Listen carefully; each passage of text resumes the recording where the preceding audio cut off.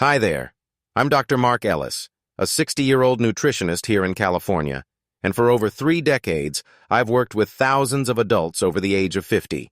People just like you, moving through a season of life where health isn't something we can take for granted anymore. It's something we have to nurture, protect, and reinvest in, day by day. And today, I want to talk to you about something unexpected. Muscle. Now hold on. I know that word might seem a little odd at first, especially for people in their 60s or 70s. When we think of muscle, we often picture young guys at the gym, lifting weights, chasing six-packs. Not us. But let me tell you something you may have never heard before. Muscle is not just for strength. It's not just for moving. Muscle is an endocrine organ, a metabolic powerhouse, one of your body's strongest defenders against aging. Let's talk about why. Picture this. You get up in the morning. The sun is barely out. Maybe your legs feel a little stiff as you swing them off the bed. You shuffle into the kitchen for a cup of coffee and sit down by the window. Now pause. Have you ever felt like you're just slowly getting weaker, even though nothing's wrong? Not sick? Not injured? Just a subtle but steady loss of strength, energy, balance? You're not imagining it. Muscle isn't just about motion, it's about survival. In the last 2 decades, researchers have discovered something incredible. Your muscles don't just help you move. They talk to your immune system. They protect your heart. They help regulate your blood sugar. Seriously, your muscles release chemical messengers called myokines every time you move. These tiny proteins travel through your body like messengers, delivering signals that reduce inflammation, support immune function, improve blood flow and cardiovascular health, and even help your brain stay sharp. So if you think muscle is just about vanity or biceps, I'm here to tell you, it's about vitality, and it's never too late to invest in it. A story I'll never forget. I once worked with a woman named Margaret. She was 73, lived alone, and came into my clinic feeling tired, sluggish. Not sick exactly, but off. And what struck me most was how slowly she sat down, and how much she used her hands to push herself up. After some basic assessments, her blood work looked fine. But when we measured her muscle mass, we found she'd lost over 20% of her lean body mass compared to 10 years ago. That's what was stealing her strength. So we started simple. Twice a week, 20-minute light resistance exercises, daily protein-rich breakfasts, whey protein shake, plus 2 hard-boiled eggs, a daily 15-minute walk. After just 3 months, she no longer needed to push herself out of the chair. Her energy returned. Her confidence returned. It wasn't a miracle. It was metabolic investment, one she could still make. Did you know muscle is your biggest blood sugar regulator? Here's another reason muscle matters, even if you never lift weights. After a meal, where does all that glucose in your bloodstream go? A little to the brain, some to the liver, but over 80% of it is taken up by skeletal muscle. Your muscles are your body's main glucose sink, pulling sugar out of your blood and storing or burning it for energy. Now think about this. As we age, many of us become less insulin sensitive. That means blood sugar spikes faster and stays high longer. And what protects you from that? Muscle.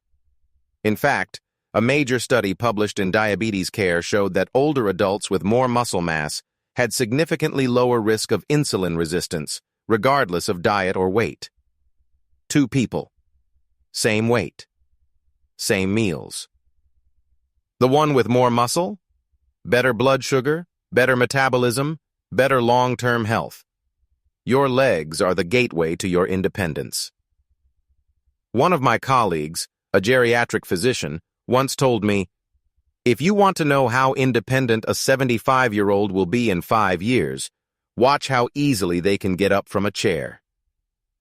That stuck with me. In aging research, we use a test called the sit-to-stand. How many times can someone stand up and sit down from a chair in 30 seconds? It's not just about strength, It's about neuromuscular coordination. It's about confidence. And ultimately, it's about independence. Your body doesn't care how old you are. It cares if you use it. Here's one of the most important lessons I've learned in 30 years of practice. Your body doesn't care if you're 60, 70, or 80. It only cares whether you're using it. If you give it the right stimulus, gentle resistance training, and the right nutrients, protein rich in leucine, your body will respond. Yes, even in your 70s, even in your 80s. It's not about youth. It's about use. Think of muscle as a retirement savings account. Every time you move with purpose, every time you eat a meal with 30 grams of protein, every time you go for a walk after dinner, you're making a deposit. You're building metabolic capital. And one day, when life throws you a curveball, an illness, a fall, a surgery, your body will either have the reserves to recover, or it won't. It's that simple. So let me ask you, what if we stopped seeing the body as something that just breaks down over time and started seeing it as something we invest in, like a garden, or a relationship, or a home? What would that change in your daily choices? Because muscle doesn't care how old you are. It only asks one thing. Are you still using me? In the next part, we're going to dive into the most underused, misunderstood, and underrated nutrient when it comes to building and preserving muscle, especially as we age.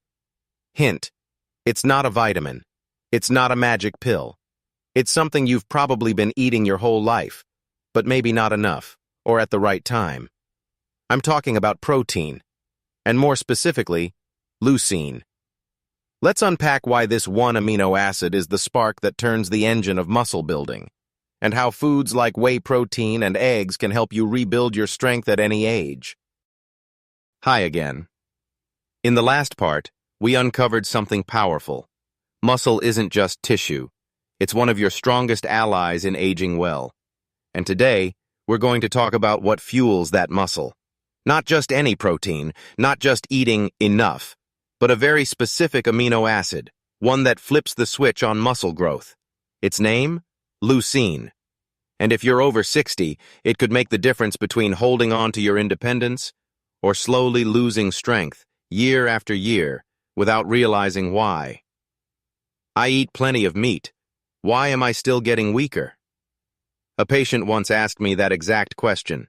He said, "Doc, I eat chicken, beef, fish every day, but I'm still shrinking." And here's what I told him. It's not just how much protein you eat. It's what kind, and when you eat it, especially as you get older. And that's where leucine comes in. Leucine, the spark plug of muscle protein synthesis. Imagine your body as a construction site. You've got bricks, that's protein, cement, that's other nutrients, workers, your cells. But unless someone flips the on switch, nothing gets built. Leucine is that switch. Out of the 20 amino acids that make up protein, leucine is the one that tells your body, "Hey, it's time to build muscle now." Without enough of it, even if you eat decent protein, your body won't initiate muscle protein synthesis, the process of building muscle. Why leucine matters more as you age? Here's the tricky part. As we get older, our muscles become less sensitive to leucine. This is called anabolic resistance. Basically, it means your muscle-building machinery needs a stronger signal to turn on. A 25-year-old might trigger muscle growth with 20 grams of average protein, but someone 70-plus might need 35-40 grams of high-quality protein to get the same effect. That's not weakness. That's biology. But the good news? We can overcome it. If we know what to eat, and when, we can flip that muscle-building switch back on. So, where do we find leucine? Two foods top the list, and they're both practical, affordable, and easy to digest. 1. Whey protein isolate.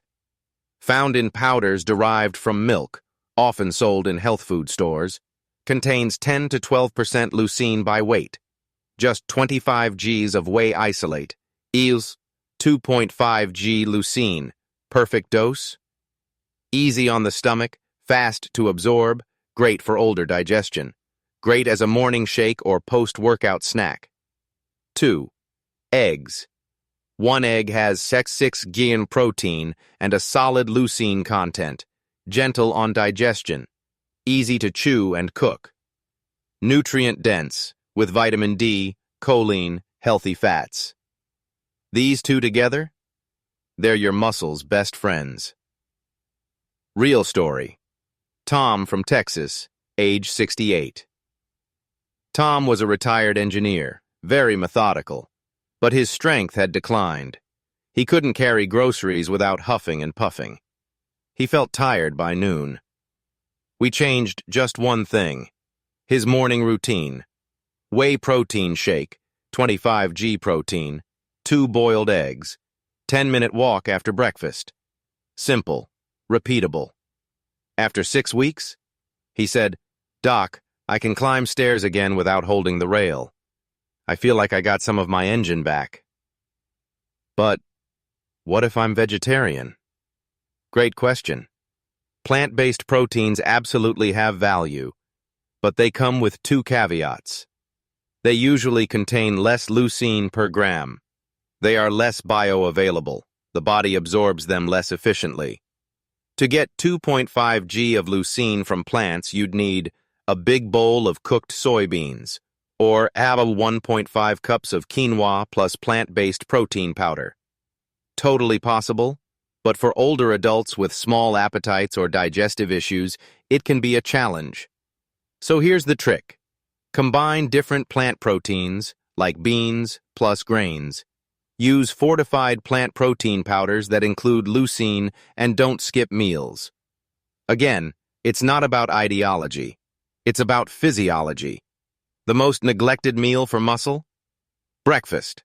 Most older adults underconsume protein in the morning. Toast, coffee, maybe some fruit. That's it. And yet your first meal is a prime time to kickstart muscle growth for the day. Think of it as your first anabolic window. If you miss that, you're missing one of 3 chances to stimulate muscle protein synthesis. My go-to breakfast prescription, for anyone 60 plus, 1 scoop whey protein isolate, 25g protein, mix with water or unsweetened milk. Add 1 boiled egg or 1/2 cup Greek yogurt. Optional, a handful of berries or ground flaxseed, takes 5 minutes, easy on digestion, and it sets you up for strength, energy, and blood sugar balance all morning. But doesn't too much protein hurt the kidneys? Another excellent question, and a common myth. The short answer? No. Not if your kidneys are healthy. Decades of studies show that even older adults can safely consume 1.2 to 2 g of protein per kilogram of body weight per day without harming kidney function. The confusion comes from people who already have chronic kidney disease. That's a different story. But for most of us, the real danger is not too much protein. It's too little. Low protein equals muscle loss. Muscle loss equals frailty. Frailty equals falls, hospitalization, loss of independence. Let's not let that happen. Let's imagine this. You're 75. You get out of bed with ease. You walk down the stairs. You carry a basket of laundry, put on your shoes, step outside. Now imagine another version. You need help getting up. You hold the railing. You shuffle. You feel small, cautious, unsure.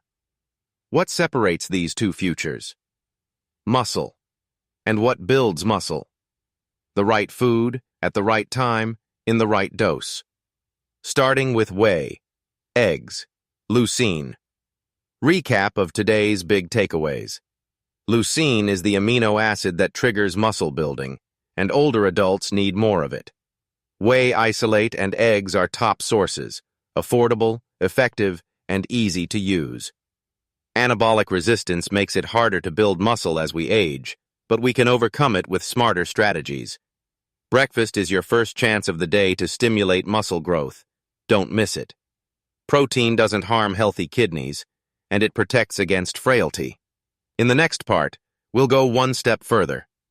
I'll show you how doing just 5 to 10 minutes of light resistance exercise before your meals can prime your muscles to respond better to protein. It's like giving your muscle cells a little nudge, saying, "Hey, get ready. Food is coming. Let's put it to good use." We'll explore how to do it safely, easily, and effectively. No gym needed, just a chair, a wall, and your willingness to begin. Welcome back, my friend.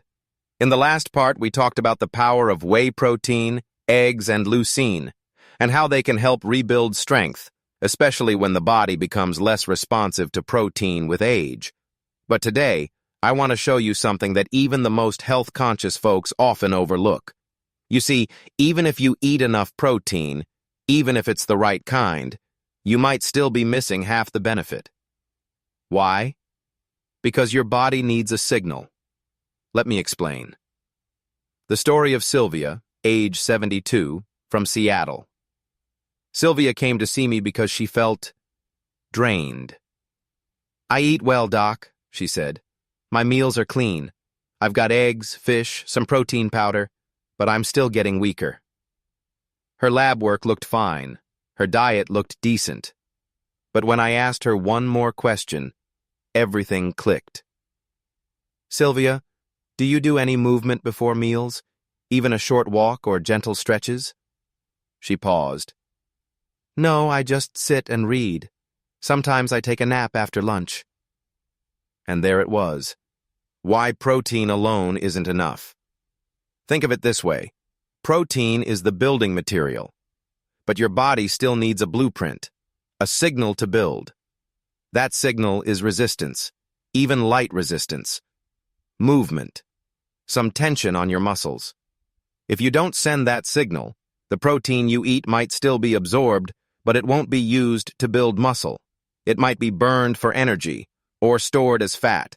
It's not wasted, but it's not maximizing its potential. What is muscle priming? This strategy is called sensitizing the muscle or priming the muscle.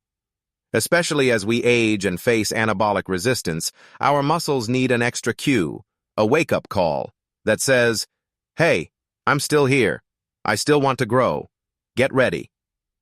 And one of the best ways to send that message? Gentle resistance exercises before meals. A key study proves this clearly. A study published in the Journal of Physiology followed a group of older adults. One group drank 30 grams of whey protein after resting. The other group did light resistance training for 20 minutes, then drank the same protein. Guess what happened? The group that exercised beforehand had nearly double the muscle protein synthesis. Even more impressive? The effect was strongest in the oldest participants, those over 70. What kind of movement counts as priming? You don't need a gym. You don't need weights. You don't even need to break a sweat. All you need is your body, a sturdy chair, and 5-10 minutes of intention. Here's a simple pre-meal circuit I give to many of my patients. 1. Chair squats.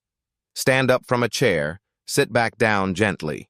Use no hands if you can. Do 8-10 reps. 2. Wall push-ups. Stand about an arm's length from a wall. Place your palms on the wall at chest height. Lower in and push back. 10-12 reps. 3.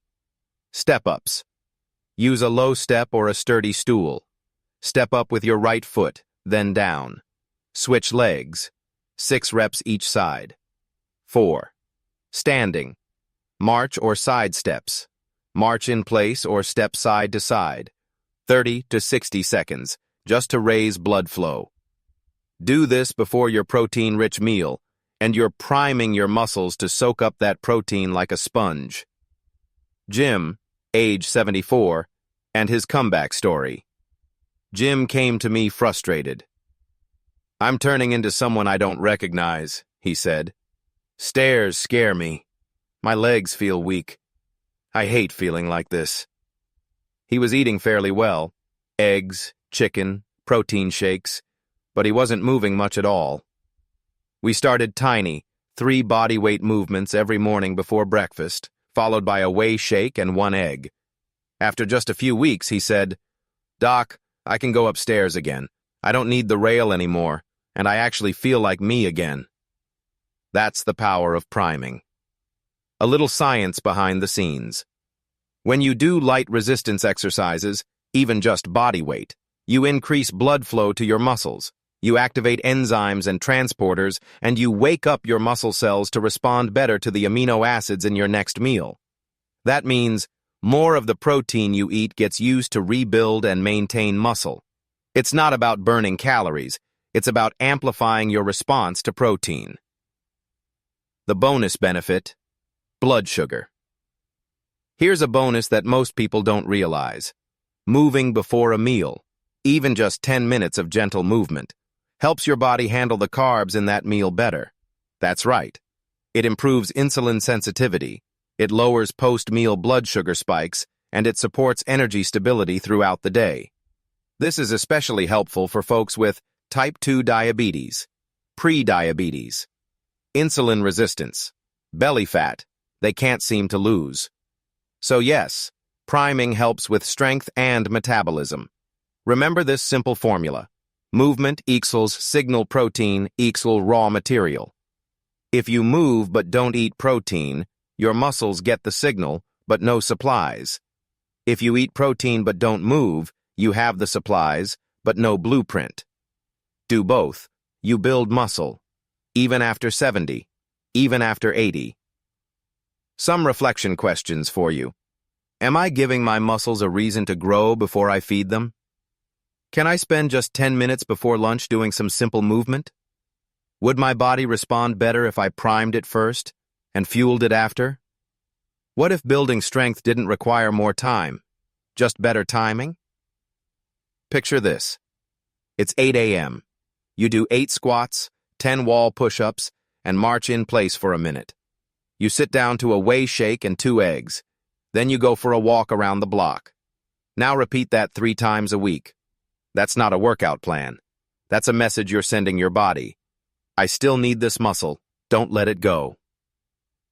Recap of today's core lessons. Priming the muscle before eating improves protein effectiveness. Light resistance movement activates muscle cells and enzymes.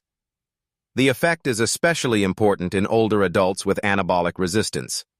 You don't need to exercise hard. You just need to exercise smart movement plus protein equals muscle preservation and growth. In Part 4, we're going to explore a powerful and often ignored part of the muscle-building equation: sleep. Yes, sleep. Because your workouts and your protein won't help you much if your body doesn't have the time and environment to recover, repair, and grow. We'll talk about how sleep affects your hormones, how poor sleep sabotages protein use, and what you can do to sleep deeper and wake up stronger. Starting tonight, I'll see you there. Hello again.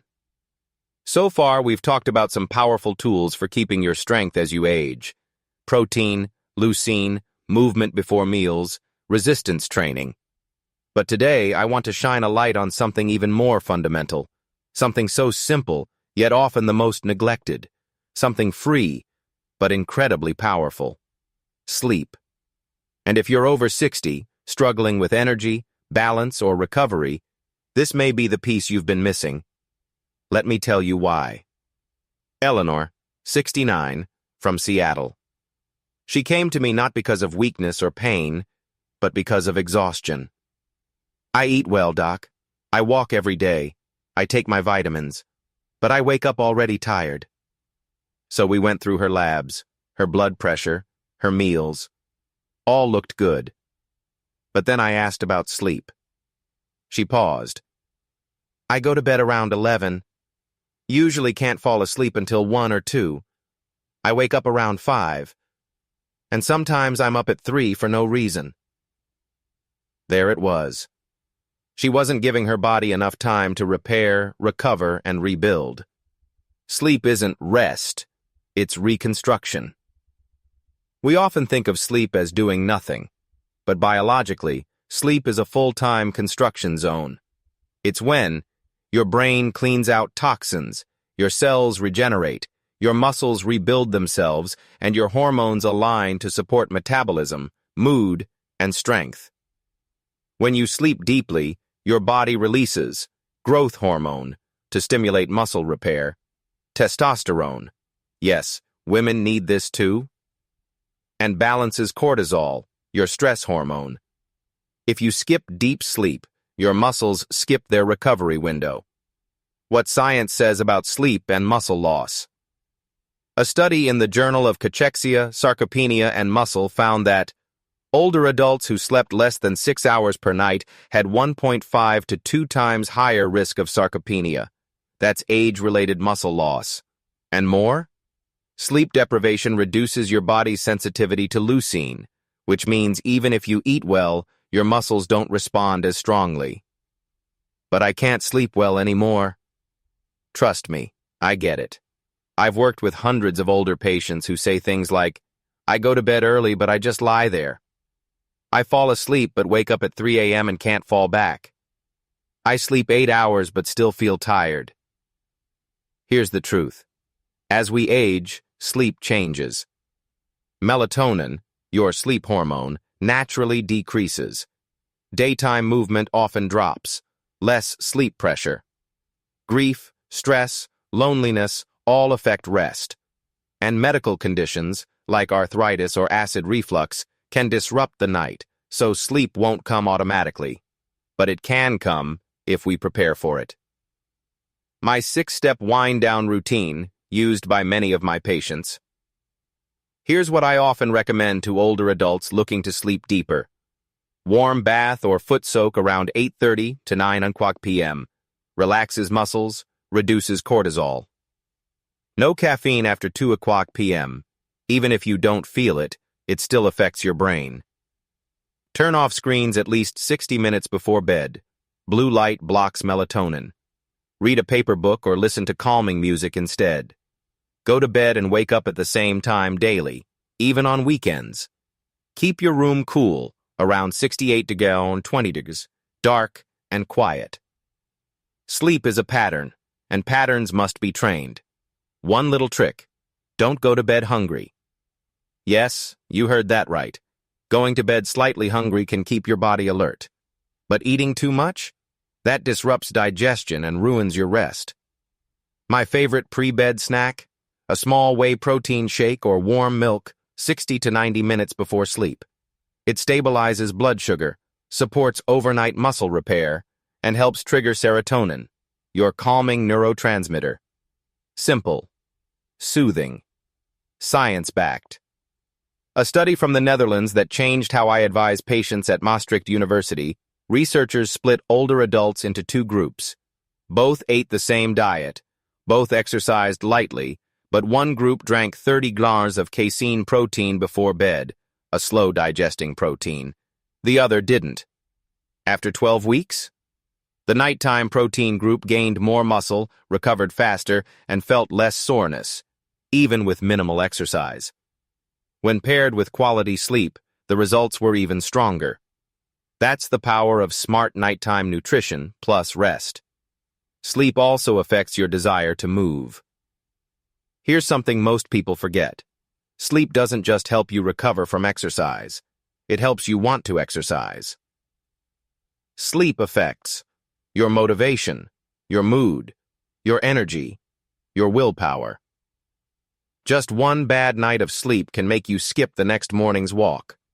But when you sleep well, you feel capable, centered, motivated. That momentum builds over time. Sleep, the most overlooked muscle supplement. Imagine if I gave you a pill that builds muscle, reduces inflammation, balances hormones, improves blood sugar, helps you focus, extends your lifespan. Would you take it? Well, that pill exists.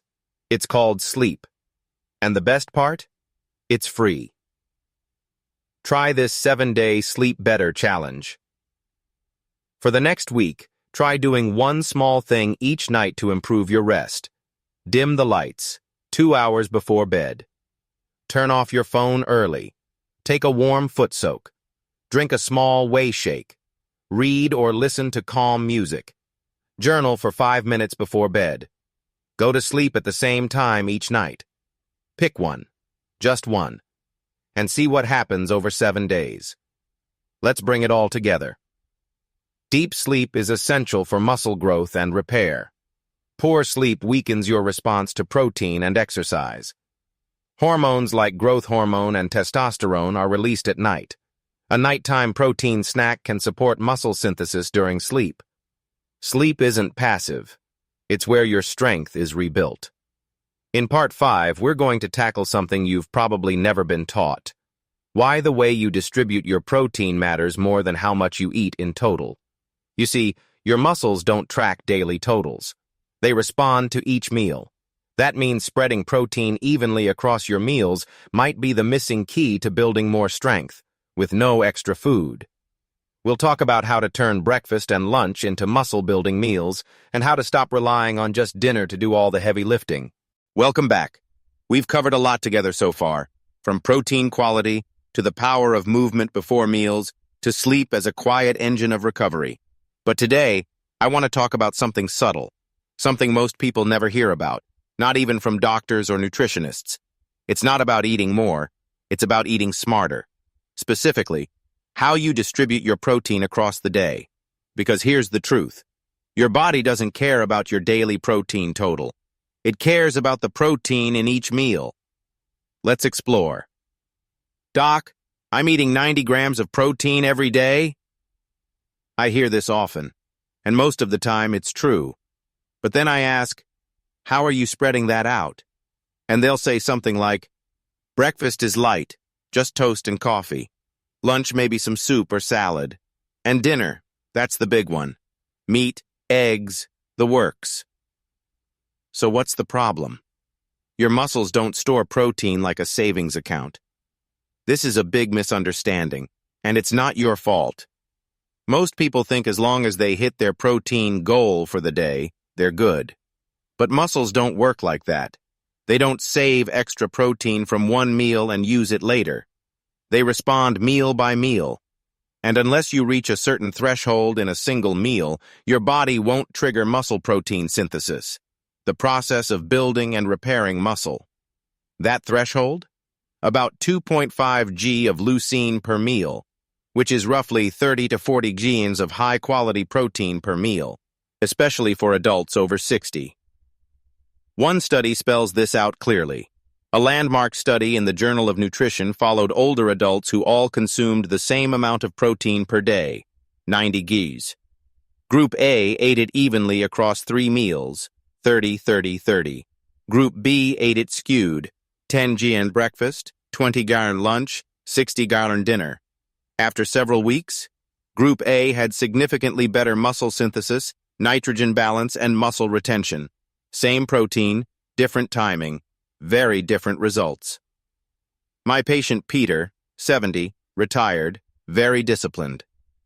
Peter tracked everything he ate, took supplements, did daily walks, but he kept losing strength, especially in his legs.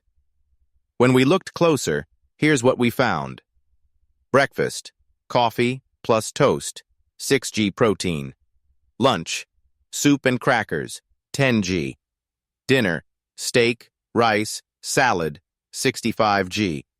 So technically he was getting 80-90 grams of protein, but his body only got one real muscle-building meal per day. We shifted to whey shake and eggs for breakfast, chicken and quinoa at lunch, kept dinner the same, and within a month he said, I feel stronger again. Getting up from the couch isn't a struggle anymore. Same protein, new timing, big change. Are you missing out on 2 chances a day to build muscle? Let me ask you, what did you eat for breakfast this morning? Did it have at least 30 grams of protein? How about lunch? Or do you load all your protein into dinner like most people?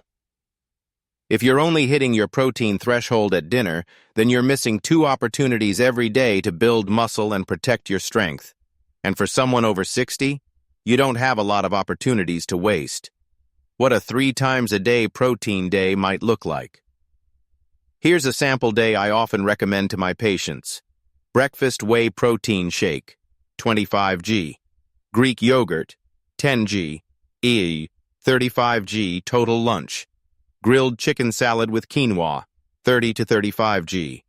Dinner, salmon, lentils, roasted vegetables, 35 to 40 g. Result, 3 anabolic signals, 3 muscle-building windows, 1 stronger body. But I'm not hungry in the morning. This is very common. As we age, our appetite often fades, especially in the morning. This is called the anorexia of aging. So I don't tell my patients to eat more. I tell them to eat smarter. Choose foods that are nutrient-dense, easy to digest, low in volume, but high in quality.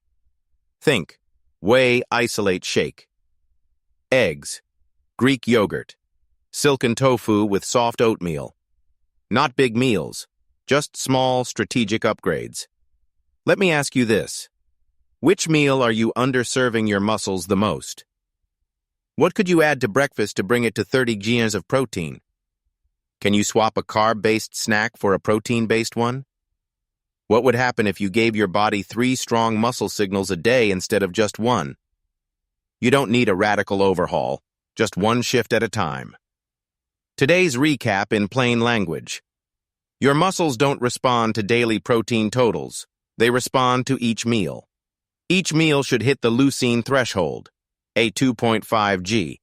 That's about 30 to 40 grams of quality protein. Skewed protein intake, light in morning, heavy at night, reduces muscle building. Even distribution across 3 meals improves strength, balance, and muscle retention. Small appetite? Choose high leucine, high-quality proteins that are easy to eat. In Part 6, we're going to talk about the real-world movement strategies I recommend to my older patients. No gyms, no weights, no complex programs. Just 2 to 3 short sessions a week, with simple exercises using your own body weight. That can help preserve your strength, improve your balance, and keep you independent. It's time to talk about resistance training, made gentle, safe, and doable. Welcome back. If you've followed me this far, I want to say thank you. Because at this point, we're not just talking about protein or workouts. We're talking about something deeper. The belief that your strength still matters. And today, I want to show you a simple, powerful way to protect that strength, even if you've never lifted a weight in your life. It's called resistance training. But don't worry, I'm not going to tell you to hit the gym. In fact, you don't need a gym at all. Let me show you how just 15 to 20 minutes, twice a week, can help you stay on your feet, carry your groceries, and move through life with confidence. What is resistance training? It simply means moving your body in a way that pushes back against something. Gravity, your own weight, or a gentle force. You're not trying to be a bodybuilder. You're sending your muscles a message. Hey, I still need you. Don't go anywhere. That's it. I'm over 65. Is it too late to start? Not at all. In fact, the older you are, the more important it becomes to begin. Why? Because when you stop challenging your muscles, even gently, your body assumes you don't need them anymore, so it starts breaking them down. But even after 70, 80, or beyond, your muscles are still capable of responding. They just need the right kind of stimulus. And no, you don't need equipment, just your body weight and a willingness to move. A study that surprised even the scientists, the Journal of Gerontology, followed a group of people aged 75 and older. They were asked to do 2 sessions per week. Each session was under 30 minutes. Exercises included standing from a chair, wall push-ups, and light step-ups. After 12 weeks, they had increased muscle mass, improved balance and walking speed, and many no longer needed walking aids. Minimal effort, major results. Let me tell you about Jean, age 78. Jean came into my clinic feeling discouraged. I don't want to be a burden on my kids, she told me, but everything feels harder now, even standing up after dinner. We didn't start with weights. We started with a sturdy chair in her living room.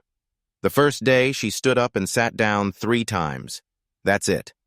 By day 10, she could do 5, then 7, then 10. By week 6, she could carry her shopping bag again, climb 3 porch steps unassisted, and, in her words, teach her husband how to squat? She laughed. I laughed. But mostly, I felt proud, because she had sent her body the message, I still care. 5. Simple body weight exercises you can start with. You don't need machines. You don't need gear. You need your body, a chair, and a wall. Here's my golden 5. Exercises that work the most important muscles for aging well. 1. Chair squats. Stand in front of a chair. Lower yourself slowly into it, then rise back up. Use your hands if needed at first. Strengthens thighs, hips, and balance. 2. Wall push-ups. Stand about an arm's length from the wall. Place hands flat, shoulder width. Lean in and push back. Builds arm, shoulder, and chest strength. 3. Step-ups. Use a low step or stair. Step up with one foot, then the other. Step down and repeat. Boosts leg strength, helps with stairs and curbs. 4. Seated band rows, optional. Sit down, loop a resistance band around your feet. Pull the band toward your chest, squeezing your shoulder blades. Strengthens your back, critical for posture and balance. 5. Glute bridges. Lie on your back, knees bent, feet flat.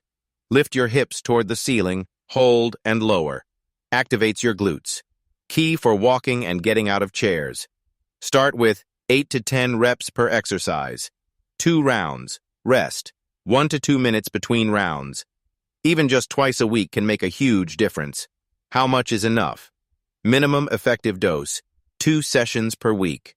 Each 15 to 25 minutes. Use just your body weight. Focus on good form, slow movement. Want more? Add a 3rd session. Use resistance bands. Go for a 15-minute walk afterward. But remember, consistency matters more than intensity. Just showing up matters more than doing it perfectly.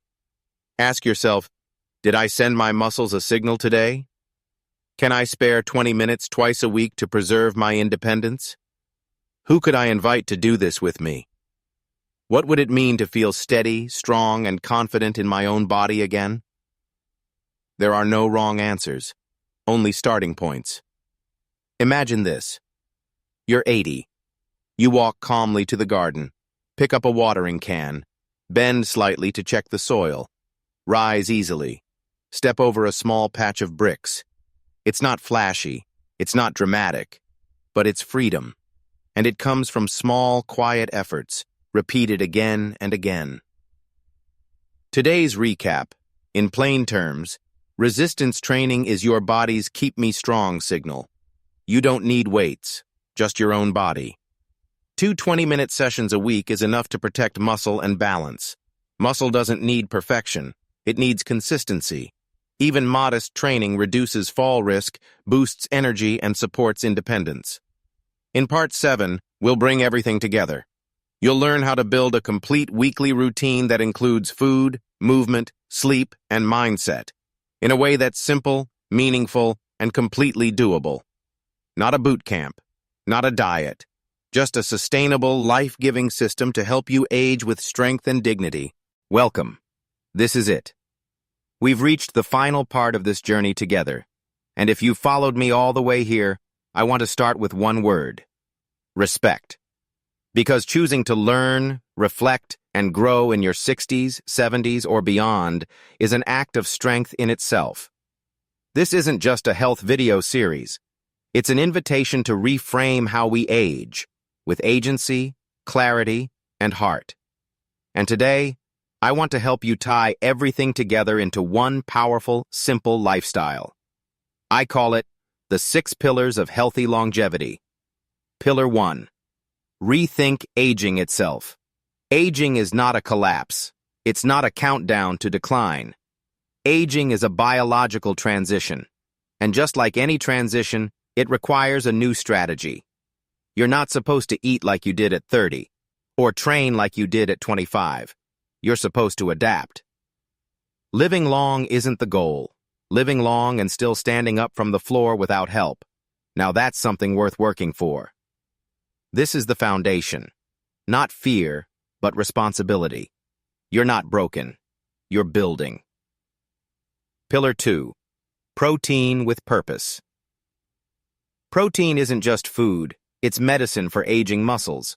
But it has to meet the following standards: 30 to 40 grams per meal, 3x per day. Rich in leucine, the muscle-building amino acid. Ideally from whey isolate, eggs, fish, poultry, or well-combined plant proteins. Every meal is an opportunity to rebuild. Don't wait for dinner. Don't assume enough by the end of the day is enough. Your body listens to each meal like a separate instruction. Feed it well. Feed it right. Feed it on time. Pillar 3. Resistance is the signal. Without resistance, your body assumes you don't need your muscles anymore. And when that happens, it starts quietly dismantling them. You don't need heavy weights. You don't need a gym. You don't even need to sweat. You just need your body weight, 15 to 20 minutes, 2 to 3 times a week. Chair squats, wall push-ups, step-ups, simple moves, done consistently. That's not exercise. That's self-respect. Pillar 4. Recover to grow. What's the most underrated muscle supplement for older adults? Sleep. Because even if you eat and train perfectly, without sleep your body doesn't rebuild. At night, your muscles recover. Your brain clears itself. Your hormones reset. Sleep is not a break. It's when the real magic happens. So reclaim your bedtime. Dim the lights. Turn off the screens. Try a warm whey shake an hour before bed. Sleep like you're serious about strength. Pillar 5. Timing is everything. 3 meals. 3 chances to grow muscle. 3 daily signals to your body that say, keep this muscle, I still need it. Don't skip breakfast. Don't under-protein at lunch. Don't overload dinner and hope it all balances out. Protein must be distributed, not just counted. It's not just about quantity. It's about strategy. Pillar 6. Think system, not tricks. We live in a world full of quick fixes. Pills, hacks, gadgets, 3-minute workouts. But health, real health, is never about tricks. It's about systems. Systems you can repeat. Habits that fit your life. Actions that serve your values. That's what the 6 pillars are. Not a plan for perfect people. A roadmap for real people in real bodies with real lives. You don't need to do everything overnight. You just need to start. My 7-day mini challenge. Here's what I tell new patients who feel overwhelmed. Do this for 7 days. That's all. Morning 1 whey shake plus 1 egg. 10 bodyweight squats or wall push-ups. Walk 10 minutes. Lunch. A balanced plate with 30 grams of protein. Eat undistracted. No phone, no screen. Dinner. Moderate protein plus veggies. Warm foot soak. Protein drink. 1 hour before sleep. Lights out by 10 p.m. That's it. Not a transformation plan, just a reconnection plan. You're telling your body, I haven't forgotten you. I'm here now. Let's rebuild. Final reflection. I've been a doctor for over 30 years, and I've seen 2 types of people in their 70s. Those who think their best days are behind them, and those who know their best strength is still being written. Guess which ones walk unassisted? Guess which ones heal faster from surgery? Guess which ones stay out of the hospital and in their garden, their kitchen, their community? It's not about genetics. It's not about supplements. It's about choice. The choice to move, the choice to eat well when it's easier not to, the choice to sleep, the choice to care, and above all, the choice to believe that aging is not decline, it's a training opportunity. So here we are. If you've made it to this final part, you've already done something extraordinary. You've given yourself attention. You've chosen to stay strong. You've invested in your future self, and for that, I'm proud of you. Let's keep walking this path, together. Train with purpose, eat with intention, sleep with care, and never stop investing in the person you're still becoming. Until next time, stay strong, stay curious, and above all, stay human.